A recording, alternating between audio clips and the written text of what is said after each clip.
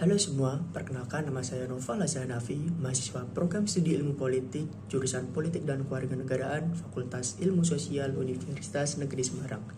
Nah, pada mata kuliah metodologi penelitian sosial kali ini, saya akan membahas mengenai bagaimana cara pencegahan paham radikalisme dan terorisme di Indonesia, khususnya bagi para pemuda atau generasi milenial. Saya memilih topik ini karena menurut saya topik ini menarik untuk diteliti dan dikaji lebih dalam karena kerap kali meresahkan masyarakat, sehingga kita perlu tahu apa itu terorisme radikalisme dan bagaimana cara pencegahannya dan solusinya agar orang-orang tidak terpapar paham radikalisme. Nah, tak usah berlama-lama lagi, mari kita simak videonya and check this out. Saudara, identitas terduga teroris yang ditangkap di Tasemen Khusus Densus 88 di Kota Malang Senin siang kemarin terungkap. Terduga teroris adalah mahasiswa aktif Universitas Brawijaya Malang. Nah, dari video yang kita saksikan di awal bahwa kini yang telah ramai diperbincangkan oleh publik dan warganet mengenai aksi teror yang terjadi di Malang, tepatnya di Universitas Brawijaya, seorang mahasiswa jurusan Hubungan Internasional di mana dia menggembarkan seluruh warga Malang dengan aksi terornya yang tiba-tiba digerebek oleh Densus 88 karena terindikasi paham radikalisme.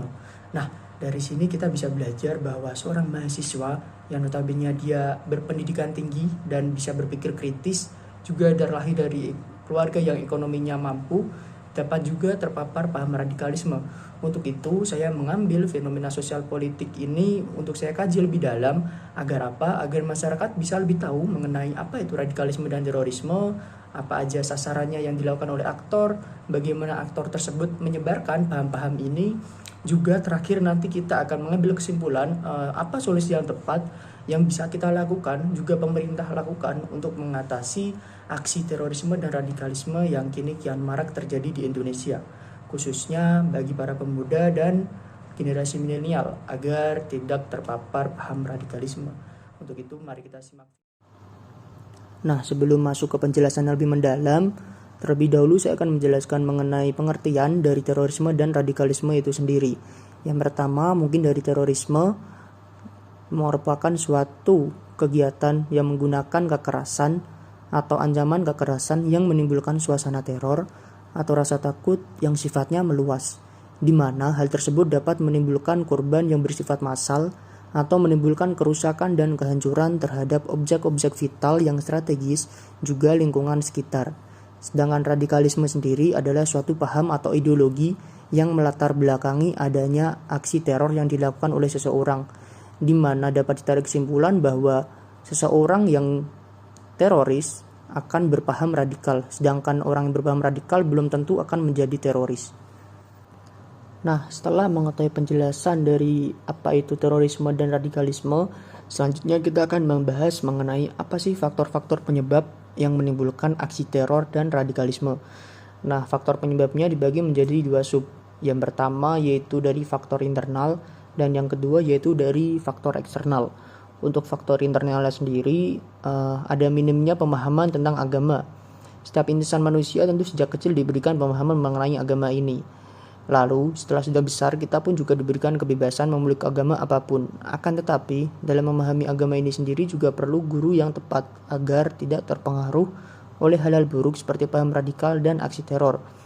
Dan faktor internal yang kedua, kurangnya wawasan kebangsaan yang dimiliki setiap individu, di mana wawasan kebangsaan ini juga menjadi faktor penting dalam menyebabkan seseorang mudah terpapar paham radikal. Karena jika kita memiliki wawasan kebangsaan yang kuat, tentu dari diri kita sendiri akan ada pikiran kritis dan tidak gampang terkena paham radikal tersebut. Itu juga telah dilakukan oleh negara atau pemerintah dalam penerimaan CASN atau aparatur sipil negara, diberikan suatu tes mengenai wawasan kebangsaan agar ASN ini terbebas dari orang-orang yang berpaham radikal. Untuk yang kedua itu ada faktor eksternal, di mana faktor eksternal itu terdiri dari faktor lingkungan. Nah, untuk faktor lingkungan ini sendiri tentu juga menjadi pengaruh yang besar karena kita manusia sosial hidup dalam lingkungan kita.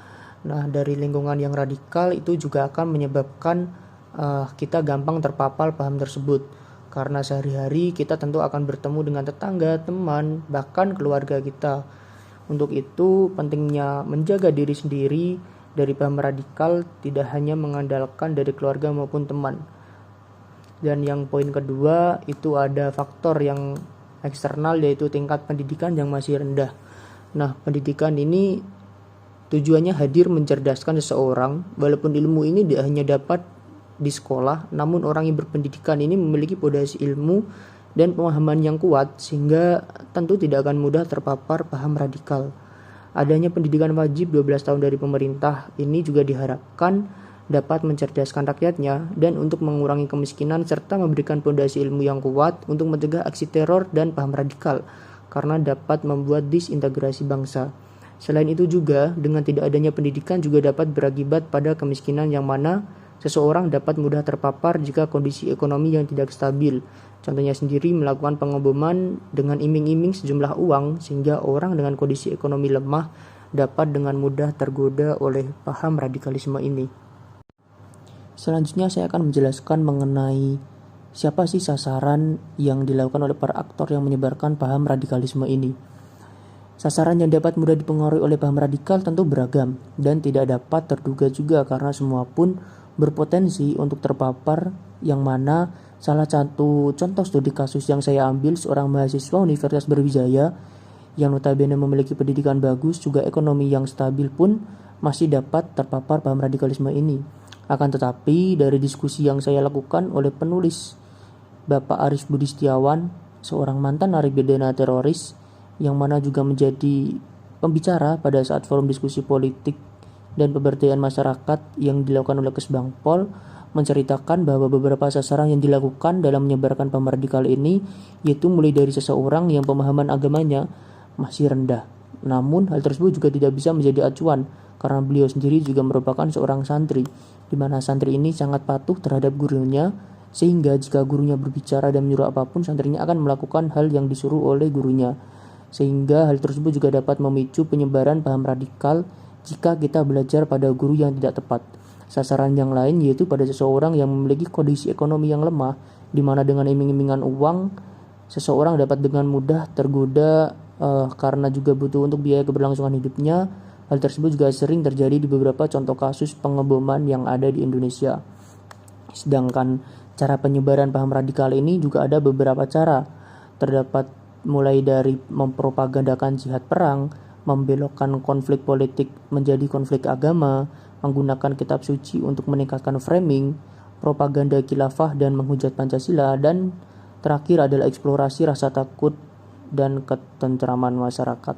Itu adalah cara sasaran dan penyebaran dari paham radikal dan terorisme. Dari video penjelasan sebelumnya, saya dapat menarik kesimpulan bahwa aksi terorisme dan radikalisme ini tentu dapat menjadi pelajaran bagi kita semua, terutama juga pemerintah dalam menangani aksi-aksi teror yang kini kian marak terjadi. Seperti contoh studi kasus yang telah saya ambil dari mahasiswa UB, di mana ia dikategorikan menjadi simpatisan dari ISIS dan telah ditangkap oleh Densus 88. Dari hal tersebut, saya memberikan beberapa solusi yang dapat kita lakukan, juga pemerintah dapat lakukan untuk mengatasi atau mencegah aksi teror ini. Nah, untuk solusinya sendiri, setelah saya berdiskusi dengan Bapak Aris Budi Setiawan, yang dia juga seorang mantan narapidana teroris yang kini telah terrehabilitasi dan juga telah tobat, dia sebagai pembicara pada acara forum diskusi politik yang diselenggarakan oleh Kesbangpol sendiri, menyampaikan bahwa ada beberapa cara yang bisa kita lakukan. Salah satunya yaitu menguatkan atau lebih mendalami mengenai pemahaman kita akan wawasan kebangsaan dan rasa cinta tanah air. Karena hal tersebut dapat membentengi kita dari penyebaran-penyebaran radikalisme di luaran sana yang banyak sekali dilakukan oleh beberapa aktor. Juga selain itu, sebagai generasi pemuda, kita dapat berpikir secara kritis dalam menanggapi suatu hal atau fenomena yang terjadi, sehingga kita tidak dapat dengan mudah terjun atau masuk ke dalam paham radikalisme tersebut, bahkan sampai melakukan aksi teror. Sedangkan untuk pemerintah sendiri dapat menguatkan beberapa aspek, mulai dari instansi atau lembaga dengan mensosialisasikan mengenai apa itu terorisme dan radikalisme ini, salah satunya dengan acara yang diselenggarakan oleh Kesbangpol berupa forum diskusi politik antar pemuda yang ada di wilayah saya.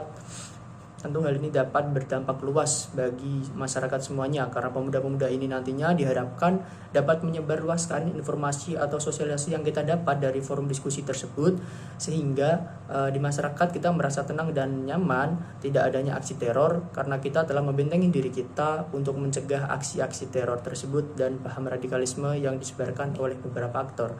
Terima kasih, sekian video dari saya. Happy watching and see you next time.